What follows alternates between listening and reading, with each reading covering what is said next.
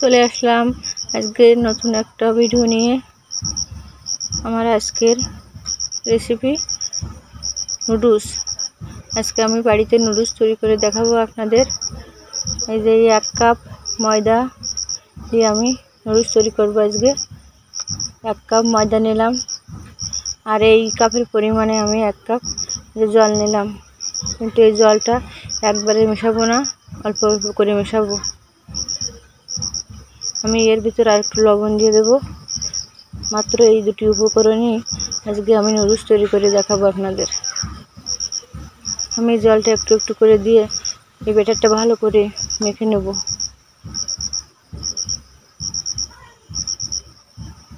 এখন ভালো করে এই ব্যাটারটা ফেটিয়ে নিতে হবে।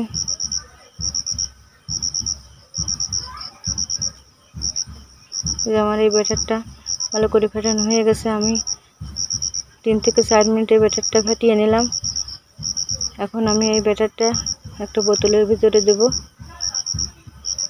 এই জন্য একটা কাপের সাহায্যে এই যে বোতলের ভিতরে সব ব্যাটারটা আমি দিয়ে দিলাম।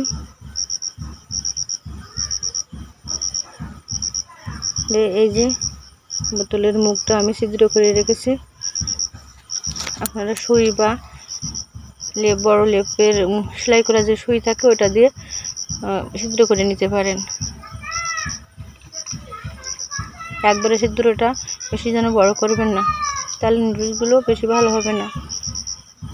যে এখন আমি বোতলের মুখের সাহায্যে এইভাবে ফ্রাইং প্যানে একটু তেল ব্রাশ করে নিয়ে এই যে দিয়ে দিচ্ছি।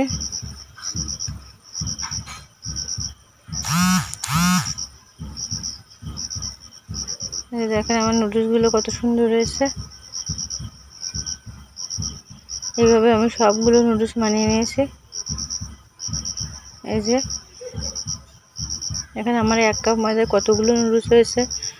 নুডলসগুলো কত লম্বা লম্বা হয়েছে।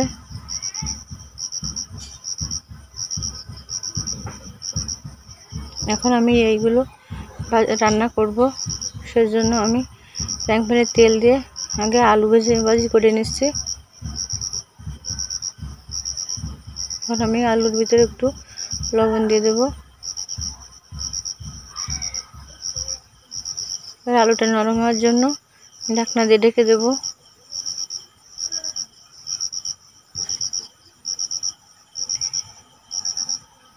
আলুটা নরম হয়ে গেলে আমি এই পেঁয়াজ কুচিটা দিয়ে দেব।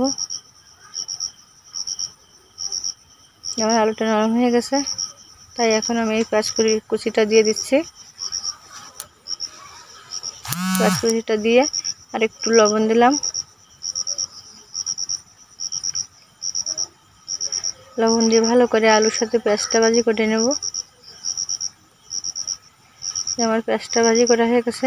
এখন আমি টমেটো কুচি আর কাঁচা ঝাল কুচি দিয়ে দিলাম।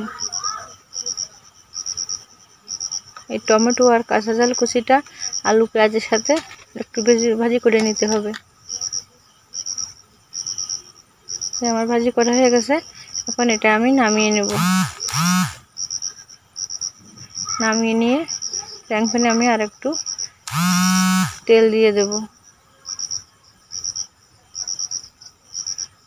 তেল দিয়ে আমি দুটো ডিম দুটো ভাজি করে নেব। ডিম ভাজি করা হয়ে গেছে। এখন আমি নুডলসগুলো ডিমের ভিতর দিয়ে দিলাম। দিয়ে উপরে আমি যে পেঁয়াজ আলু ভাজি করে রেখেছিলাম সেই ভাজিটা দিয়ে দিলাম। দিয়ে নুডলসটা ভালো করে মিক্সার করে নিতে হবে। নুডলসের তো মশলা থাকে, এটা তো বাড়িতে তৈরি, এজন্য মশলা তো নেই, তাই আমি ম্যাজিক মশলা ব্যবহার করছি।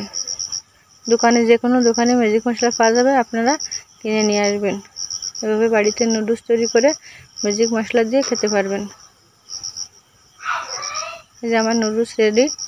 আমার এই নুডলস রান্না যদি আপনাদের ভালো লেগে থাকে তাহলে আপনারা বাড়ি একদিন তৈরি করে খেয়ে দেখবেন কতটা ভালো লাগে। দোকানের তো অনেক কিনে খেয়েছেন, এভাবে বাড়িতে তৈরি করে দেখবেন।